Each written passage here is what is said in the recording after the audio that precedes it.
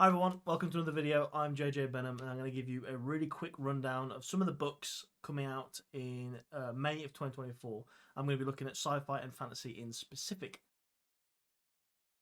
Now, these are not all of the books. This is not an exhaustive list, but this is some of the books that I think, in my opinion, are the most interesting and sound the most interesting, and I just wanted to share them with you.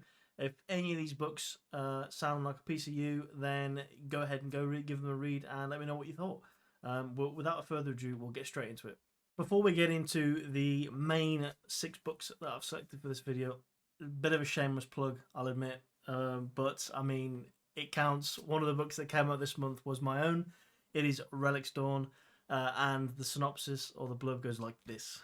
In the year 2737, humanity, against the Zytherans, stand on the brink of extinction. Among the chaos, the struggling military must turn to heroes all but forgotten to time, relics of the past to be reawakened from centuries-long slumber to confront an enemy unlike any other. With the fate of human civilization in the balance, Relic and the other Titan super soldiers must navigate the complexities of a war-torn galaxy and the shadows of his past to rally a demoralized fleet. This book is a military sci-fi book about super soldiers being awoken 500 years after they were put into cryostasis to fight a war in a completely different galaxy than the one they remember.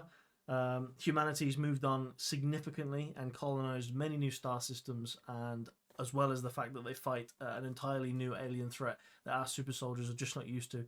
So they must navigate not only the new enemy but also new allies and new humanity. The one that they remember is vastly different to the one that they've woken up to. So I hope that sounds pretty interesting. It did get published on Amazon. It is available on Kindle and in paperback, and that published on the 7th of May. So shameless plug over. I apologize. Shameless plug over. We'll get straight into the actual video now. So first up, I'm going to be looking at the sci-fi books that I find most interesting coming out this month. And I will admit, I'm just going to preface this by saying that I am pretty late to this, so a lot of these books are already out. In fact, I think all of them are already out. I think today is the 21st, so most of them are out. Anyway, without further ado, I'm going to jump right into the sci-fi books that I think sound the most interesting. The first of which is Archangels of Funk by Andrea Hairston, which came out on May 7th. The synopsis goes as follows. The water wars have scrambled the world. Flood refugees are on the run. Disruptors and nostalgia militia roam the roads, wreaking havoc.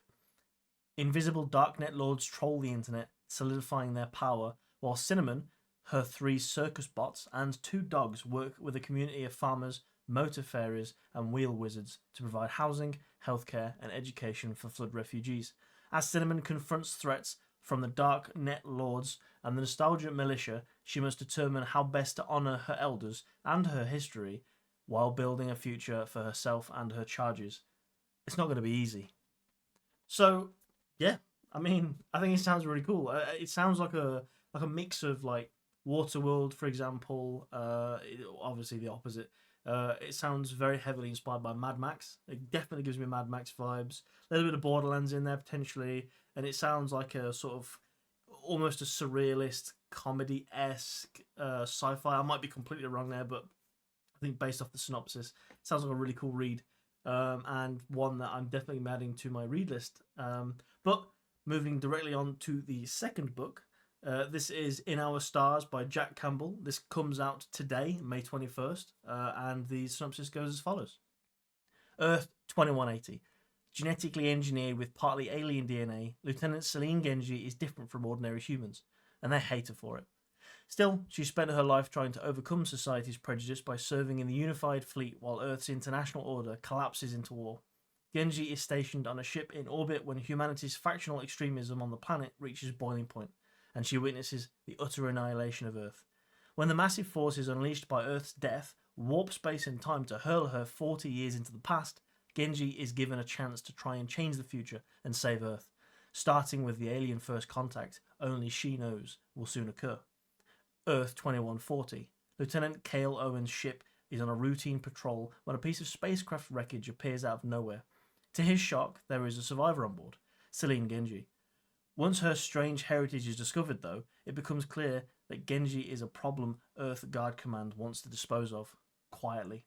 After learning the horrifying truth, Owen helps her escape and joins her mission. Together, they have a chance to change the fate of Earth, doomed to die in 2180. But altering history could put Genji's very existence in danger, and Owen wonders if a world without her is one saving. I think that sounds really cool. I love sort of time travel stories. It's got aliens. It's very sci-fi. It's set in the future. We've got spaceships. It sounds like a piece of meat, to be completely honest, and definitely one that I'm very, very interested in reading. I'm going to do a little bit of look into sort of the reviews of this book, I think, before I add it to my read list, essentially. But sounds like it could be a really promising story. We'll move on to our third book. So, book number 3 is Necrotech. This is book 1 in the series, and this is by Jonathan Marbury. I hope I said that right. And this comes out on May 28th, so in a couple of days, or a few days. The synopsis goes as follows. Neither cosmic philosopher Lars Soren, hotshot pilot Bianca Petrescu, I hope I said that right, nor the High Priestess Jessica McHugh, Lady Death herself, can quite say where in the galaxy they are. But after an experiment gone horribly wrong, one thing is clear. Asphodel Station isn't in orbit around Jupiter any longer. Worse, the monsters that live out here, ancient eldritch beings thought only to exist in stories and nightmares, have now been alerted to Earth's existence. Their armies of Shoggoths is coming for us next. Humanity's only hope for survival lies on the surface of an alien world of Shadowrell, where a ghost named Lost, the last of an ancient race, still haunts the vast plains of the field of dead birds. But hope has a cost. Lost tells Soren about ancient derelict spacecraft awaiting on Shadowrell, shape-shifting machines that blend ultra-advanced technology with dark powers of necromancy.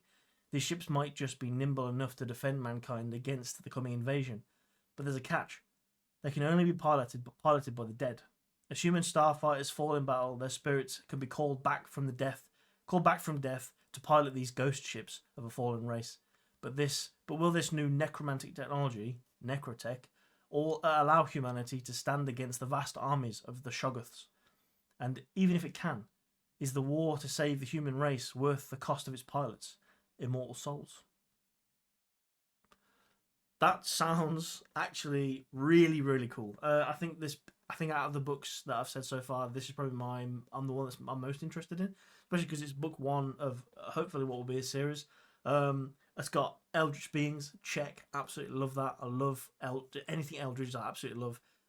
It's obviously heavily sci-fi. The idea of bringing necromancy into sci-fi, which necromancy is obviously traditionally a very fantasy-esque topic, bringing that into sci-fi and in this way, and it kind of, I think it sounds really, really interesting, and it's, for lack of a better term, believable. Within this setting, it feels like anyway. So I'm very keen on this one. Actually, I think this one's definitely going to be added to my read list. Sounds really interesting actually. So yeah, looking forward to this one.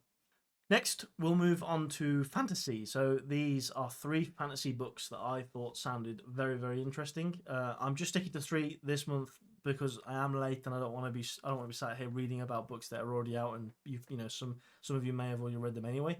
So we'll go with 3. So the first of the fantasy books is The Silverblood Promise, which is the first book in the last Legacy book series. This is by James Logan, and this came out on May 7th. The synopsis goes as follows. Lucan Gardova is a card sharp, academy dropout, and, thanks to a duel that ended badly, the disgraced heir to an ancient noble house. His days consist of cheap wine, rigged card games, and wondering how he might win back the life he threw away. When Lucan discovers that his estranged father has been murdered in strange circumstances, he finds fresh purpose. Deprived of his chance to make amends for his mistakes, he vows to unravel the mystery behind his father's death. His search for answers leads him to Sophrona, fabled city of merchant princes where anything can be bought if one has the coin. Lucan only seeks the truth, but instead he finds danger and secrets in every shadow. For in Sophrona, everything has a price. And the price of truth is the deadliest of all. I think that sounds pretty interesting. I'm in all honesty, I'm going to look at sort of reviews for this one, but it sounds pretty cool. I quite like fantasy, intrigue, thriller, sort of mystery books. I think they usually end up pretty good. I've read a couple, and the endings weren't that great, to be quite honest. So I'm keen to look into this one a bit more. But it sounds really cool. Sounds really interesting. We'll move on to the next book. Next up for fantasy, we have I'm Afraid You've Got Dragons by Peter S. Beagle, and this comes out, it came out on May 14th.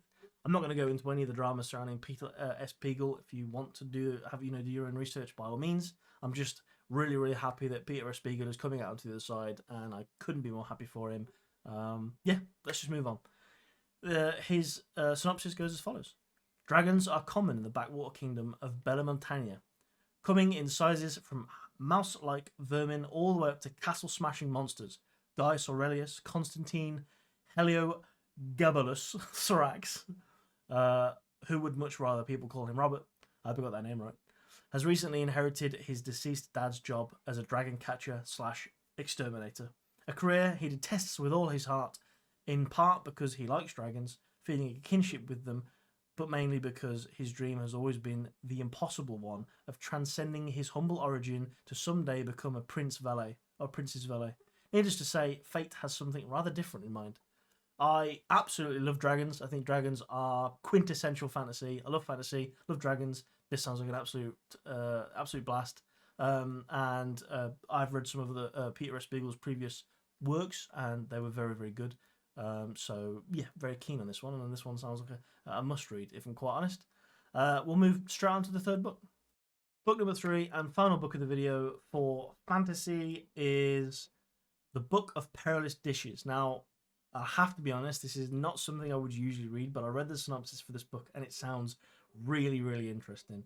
This is by Doina Rusty and Dr. James Christian Brown. I really hope I said her name correctly. Apologies if I didn't. And this comes out today, May 21st. And the synopsis goes as follows. Bucharest, 1798. A year full of intrigue and political machinations. Master Chef Silica reigns supreme, sought after by all. His cooking is sublime, satisfying even the sophisticated tastes of the Greek prince who steals him from his rightful owner and installs him in his palace. Little does anyone know that Silica guards the magical book of perilous dishes, filled with recipes with the power to brew potent elixirs of truth, shroud minds in forgetfulness, unveil the future with eerie precision, and provoke bouts of uncontrollable laughter. When 14-year-old Patka, steeped in the occult arts, embarks on a mission to recover her family's recipe book, she discovers her uncle murdered and a map that needs deciphering. As she embarks on an adventure across Romania, France, and Germany, her journey unveils family secrets that unearth history, weave magic, and unite destinies.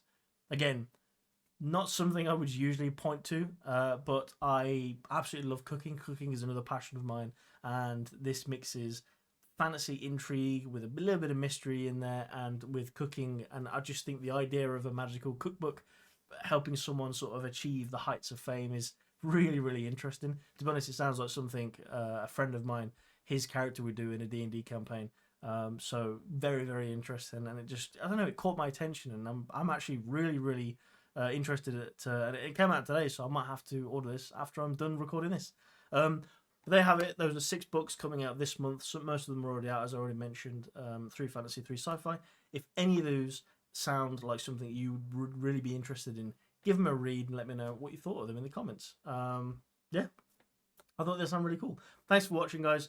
This is only a short video. I realise I'm pretty late in the month to release a video like this. My next one will be sooner in the month. Yeah, no, thanks for watching. And if you like the video, hit like, leave any comments, questions, or thoughts in the comments below, and I'll see you in the next video. Cheers.